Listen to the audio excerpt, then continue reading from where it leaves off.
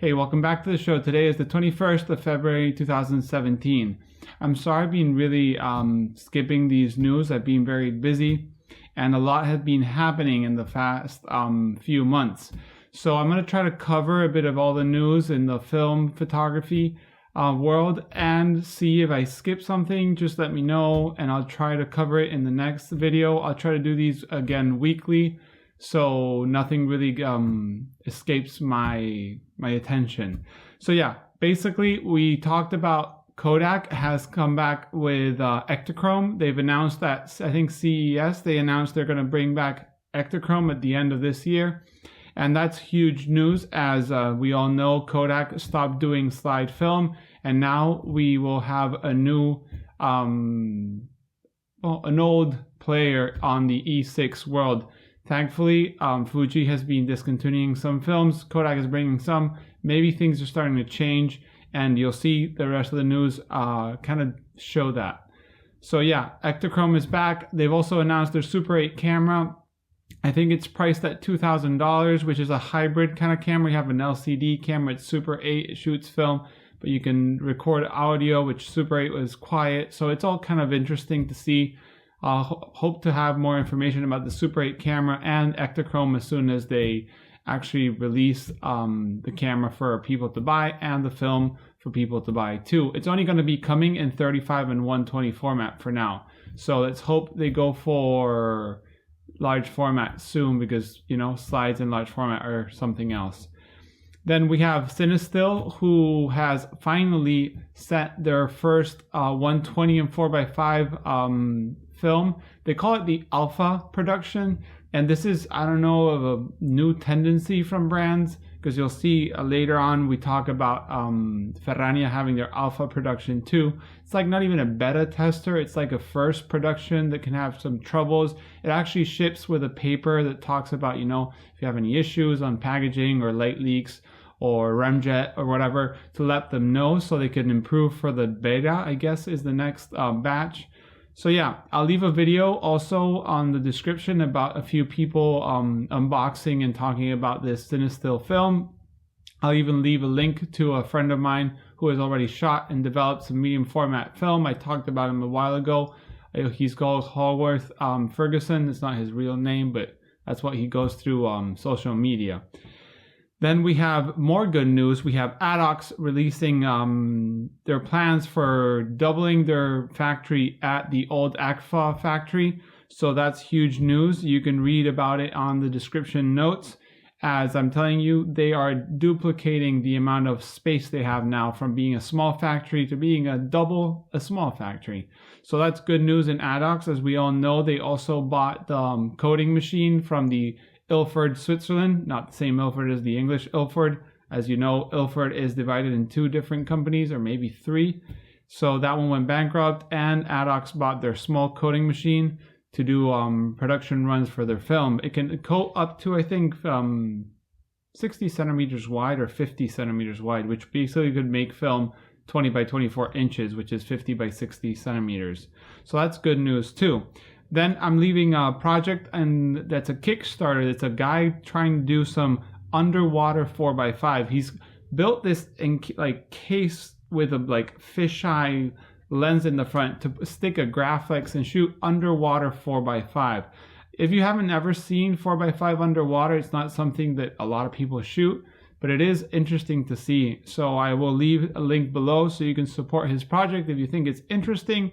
I think it's interesting and it's worth at least helping him out.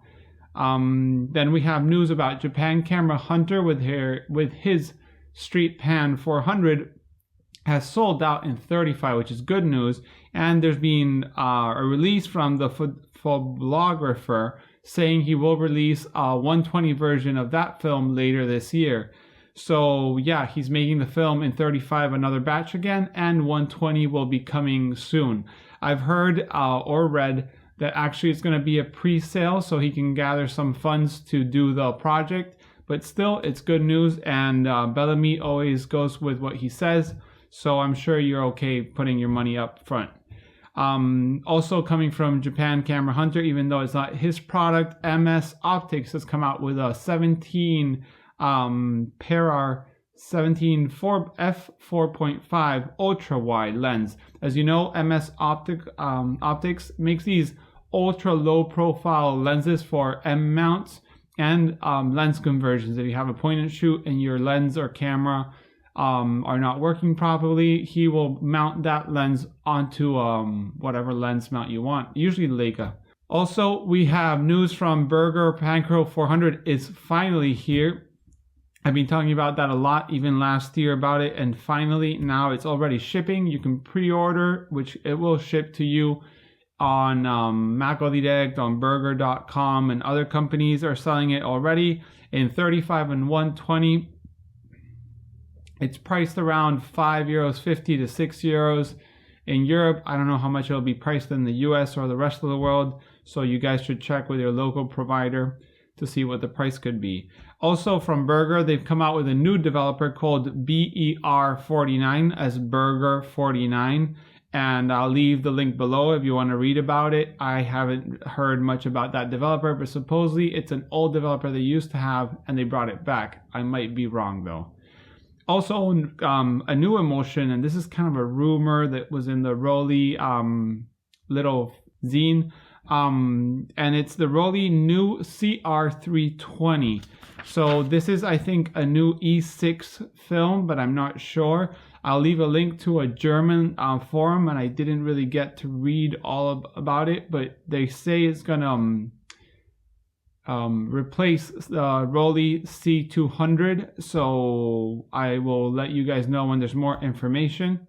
Met uploads all their image for free, so if you want to go check it out, I'll leave the link below to the Met Museum, who has open access for all their image in their database. This has been happening with a few places too. I think Kodak Rochester did that too, their museum. I think some other magazines and museums are releasing their pictures out for free. So if you guys are interested in seeing, you know, the collections of images and stuff like that, it's really interesting, as these are free to access and check them out. Also on the Kickstarter, there's a Jolly Look Instax cardboard camera. This is probably the most interesting camera I've seen in a while. It's a little Instax camera. It takes Instax mini film and it will shoot basically those Instax minis, and it's a foldable cardboard recyclable camera. It uses like a meniscus lens, and it has like a little wheel so you can wind the film out. It's pretty interesting, and they've totally like fulfilled their Kickstarter, and they've already, I think, over 300 grand. So if you still want to buy it, I think it's still there for you to help them with their Kickstarter. If not, I'm sure they'll have it for sale soon. And it's, you know, an interesting little concept. It has like little bellows. It looks like an one of those old folders, 9 by 12 centimeters, like the Agfa and Isolat and stuff like that. Also, as I said, Ferrania has news, and even though they're going for color reversal film, either for Super 8, 16, and 35, 120, they are in the process of doing the coatings, and they've managed to do the first 2 coatings, which brings out a black and white film. This is being called Ferrania P30. It's an ISO 80 black and white film. You will be able to check the link below with the whole news and their description of what's happened. The pictures they released were all scratched up and didn't look good, but that was supposedly some mistake or problem in the manufacturing of a roller that scratched the emulsion. It was too late by the time they knew. So it's not perfect, but I would suggest supporting, because Ferrania has been going for a long time with the money they funded. They raised, I think 3 years ago. Any little bit of money we can throw their way, I think it will help them and show them the support that they need to fulfill the business they want to do. Another interesting project that is quite strange and interesting, it's called the straw camera, and it's, I think, 3,200 straws or 32,000 straws arranged, stuck one by one, and made like a honeycomb structure, and putting paper or film on the other side, kind of do like a mini pinhole, but lots of mini pinholes, and do some interesting images. I found it through a forum. I will leave the link to their official website and you can see the results. I think it's very interesting, and considering how pretty much, I guess, most things are not invented, but we've seen a lot of different cameras, this is a very interesting concept. Also, there's a new app which is called Film Dating, and this is an interesting thing. Basically, you have to pick and choose from different images they give you, and whatever is your preference, they will give you your best match on a film. So if you like more contrast, they'll go for a contrasty like film. If you like color or slide, you punchy colors, they'll end up giving you your best match in 35mm film. It's actually pretty fun. I think it's kind of like, you know, fun to play around, like those games on Facebook that say what kind of like Game of Thrones person you are or whatever. But this is interesting as it's meant to be for film, so you can go for the aesthetics that you like, and they will suggest a film that will suit that look. Also, for those people having Minolta Autocord cameras that have a problem with their focus lever, I found that Shapeways has a product for a replacement. So if you guys want to check it out, it's pretty interesting. I've never heard of Minolta Autocords having problems with that, but if you do have a problem, it looks like it's news, so I brought it up to you. Also, it's been all over the internet on forums and websites. Fuji Film USA found like a pallet of the Fuji GF670 new old stock. So what does that mean? That means that even though they stopped production, they must have lost a pallet of these cameras in their warehouse and found them.